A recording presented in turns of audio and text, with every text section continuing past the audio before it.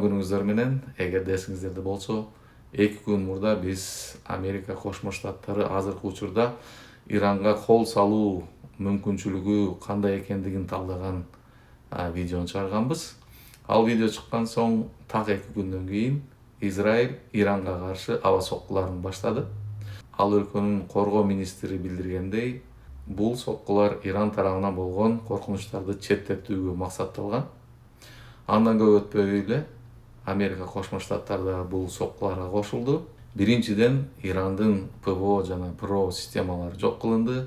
Андан кийин Ирандын баллистикалык ракета чыгарылуучу жана сакталуучу жерлерине соккулар берилген. Ошону менен бирге Ирандын эң жогорку бийлигинин мүчөлөрү жайгашкан үйлөр жана имараттар соккуларга алынган. Чабуул башталган соң Американын президенти Трамп өзүнүн Truth Social социалдык барагында 8 мүнөттүк видео жайгаштырган. Кыскача айтканда, ал видеодо Трамп биз Америка элини Иран режими тарабынан болгон ар кандай коркунучтардан сакташыбыз керек. Биз Ирандын ракеталарын жок кылып, алардын өзөктүк курал өндүрүшүн толугу менен жок кылабыз деп айтып өткөн. Ошондой эле ал Иран армиясыны колундагы куралды таштоону талап кылып, болбосо баарыңарды качып кутулгус өлүм күтөт деп айткан. Аягында Иран элине кайрылуу жасап, бийликти өзүңөрдүн колуңарга алгыла деп чакырып өткөн.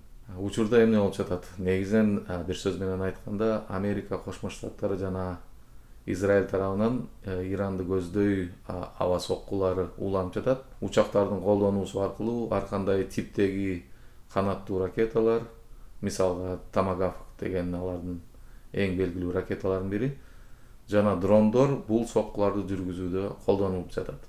Иранда бул соккуларды жоопсуз калтырган жок.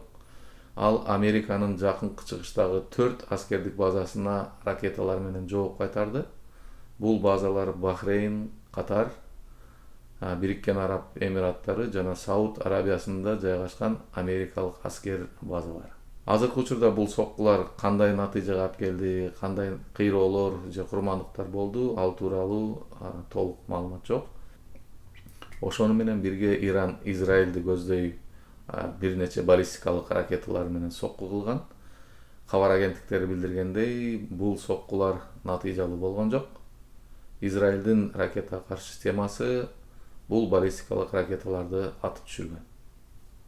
Азыркы учурда бүт дүйнөнү кабатыр кылып жаткан суроо бул жөө аскердик операциясы жүргүзүлөбү. Бул тууралуу азыркы учурга чейин эч кандай расмий билдирүүлөр же расмий маалымат жок. Негизинен азыркы операция аба жана ракета соккулары менен чектелүүдө. Кээ бирки аскердик эксперттер талдап өткөндөй, мындай жөө жүрүш, жөө аскердик операция аябай чоң адам жоготууларын алып келиши мүмкүн. Ошол үчүн мындай нерсе болушу мүмкүн эмес деп эсептешет, бирок эксперттердин ою башка, саясатчылардын ою башка экенин биз күбө болдук. Так что пока ал белгисиз. Ирандын реакциясы тууралуу айтып өтөлү. Биринчиден, Иран бийлиги соккуларга катуу жооп кайтарыла турганын билдирди жана Бириккен Улуттар Уюмунун Коопсуздук кеңешинин жыйынын талап кылган. Катар, Бириккен Араб Эмираттары, Сауд Арабиясы жана Бахрейнде жайгашкан Американын аскер базаларына бир нече ракеталар атылды. Ошону менен бирге башка мамлекеттердин реакциясы дагы белгилүү болду.